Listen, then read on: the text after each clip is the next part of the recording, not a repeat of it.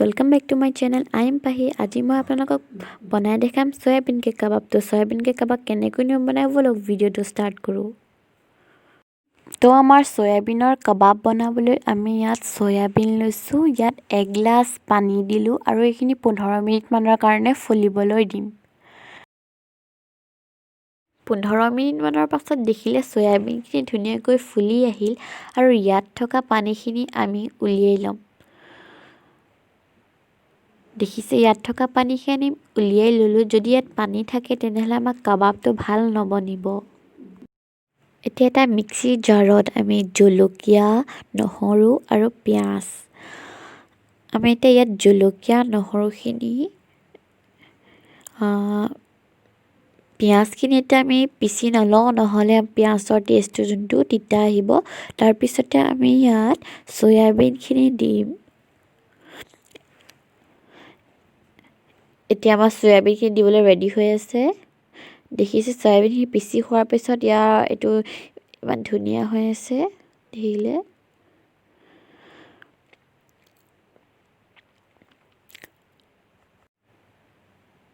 তাৰপাছতে আমি ইয়াত এতিয়া পিঁয়াজ, সোৱাদ অনুসৰি নিমখ আৰু আধা চামুচ হালধি দিম। 1 চিকুট চাট মছলা। আপুনি যদি চাট মছলা নেখায় তেনেহ'লে পিঁয়াজ আৰু চাট মছলাটো স্কিপ কৰিব পাৰে। মিক্স কৰাৰ পাছত আমি ইয়াত এতিয়া বেচন দিম। আপুনি বেচন বা ময়দা দিব পাৰে।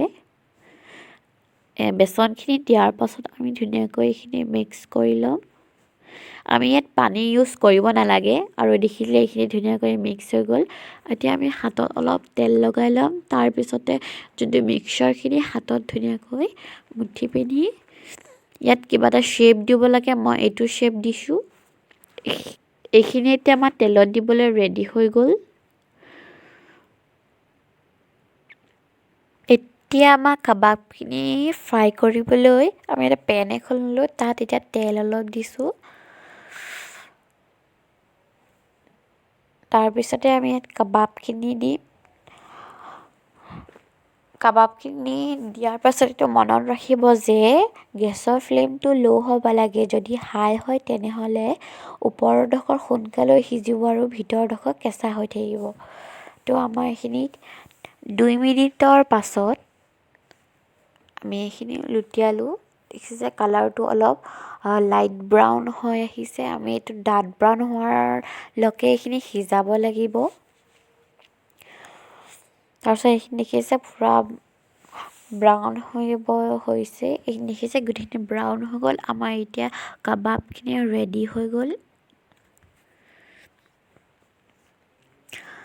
দেখিছে আমাৰ কাবাবখিনি ৰেডি হৈ গ'ল।